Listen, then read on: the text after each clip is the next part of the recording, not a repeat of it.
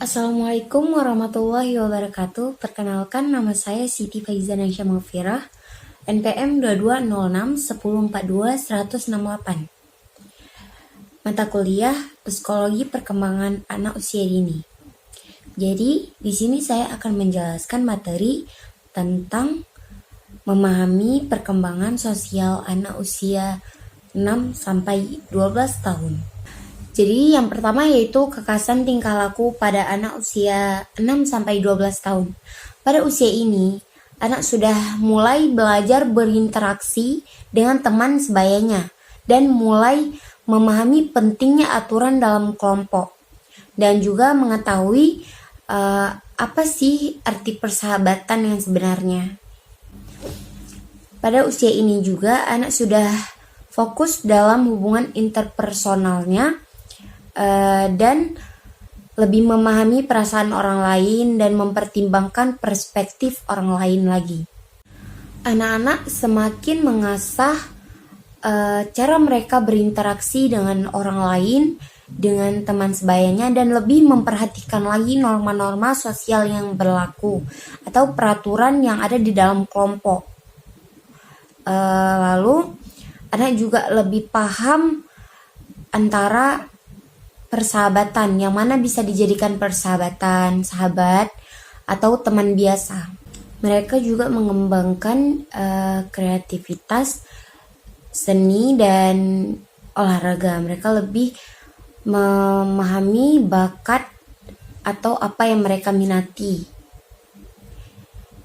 Tapi mereka juga lebih memilih yang berbau-bau seni dan olahraga. Yang kedua, kepribadian anak yang diterima di dalam kelompok. Apa saja sih kepribadian yang diterima di dalam kelompok? Yang pertama, yaitu mengenal diri. Bukan hanya sekedar mengenal siapa namanya, siapa orang tua atau saudara-saudaranya, bukan hanya itu. Tetapi si anak ini harus mengenal apa sih yang dia mau, apa sih yang dia minati, apa sih yang dia bisa. Jadi kalau dia sudah mengenal diri dia, maka lebih mudah dalam berinteraksi dengan orang lain. Lalu yang kedua, yaitu ada mengenal emosi. Bagaimana dia bisa mengatur emosinya. Gitu. Kalau dia sudah mengenal emosi, maka dia pastinya sudah bisa mengatur emosinya. Bagaimana kalau dia emosi, apakah dia harus diam saja gitu. Jadi kalau dalam kelompok itu tidak bisa tantrum ya. Kalau dia tiba-tiba marah-marah, nggak jelas gitu sama temannya, pasti temannya kan nggak suka kayak gitu ya. Jadi dia harusnya lebih mengatur atau mengendalikan emosinya gitu. Atau kayak kalau dia marah, pasti dia kayak bilang, ini aku lagi marah ya, tolong jangan ganggu kayak gitu. Lalu yang ketiga ada empati. Kita mengajarkan ke anak itu bagaimana jika dia di dalam posisi orang tersebut. Jadi kalau misalnya si anak ini sudah bisa empati atau simpati dengan orang lain, dia peduli, dia bisa membantu orang lain, jadi dia lebih paham gitu dalam hal tolong menolong. Yang ketiga ada kerjasama. Dalam kelompok pastinya ada kerjasama, bermain bersama, apapun itu bersama gitu ya. Jadi kita mengajarkan si anak nih arti dalam berbagi. Kita harus bersama-sama berbagi, tolong menolong gitu, peduli. Jadi di situ semua mencakup ya. Karena pentingnya kerjasama dalam kelompok itu agar mereka bisa saling mengerti, saling memahami perasaan teman sebayanya, teman sesamanya, teman bermainnya. Sifat yang harus dimiliki anak agar menyokong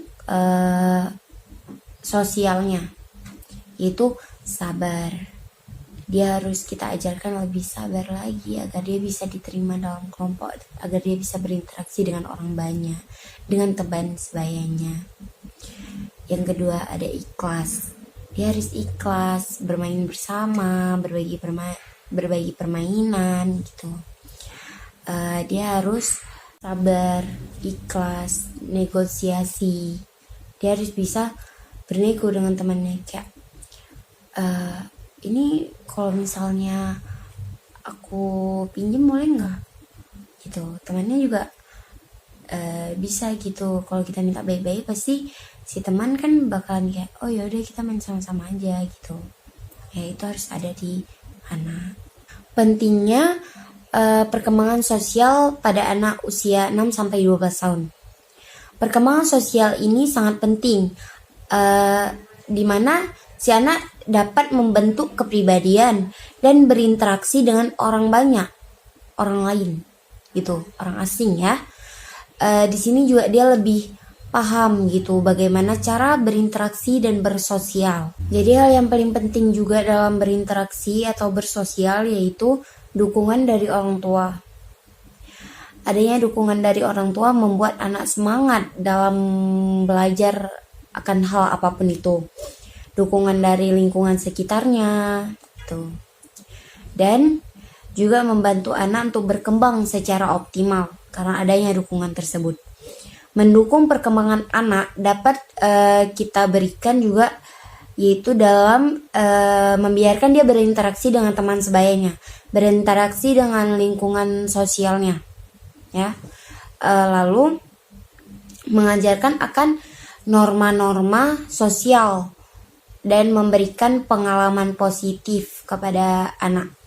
Pengalaman-pengalaman yang terjadi pada kita dalam hal berinteraksi dengan orang lain, kita ajarkan, kita ceritakan kepada si anak ini agar dia lebih berani dalam berinteraksi dengan orang banyak. Dan juga itu adalah hal yang paling penting ya, untuk menyokong perkembangan si anak. Sekian dari presentasi dan materi yang telah saya paparkan. Sekian, terima kasih. Wabillahi taufiq wal hidayah. Wassalamualaikum warahmatullahi wabarakatuh.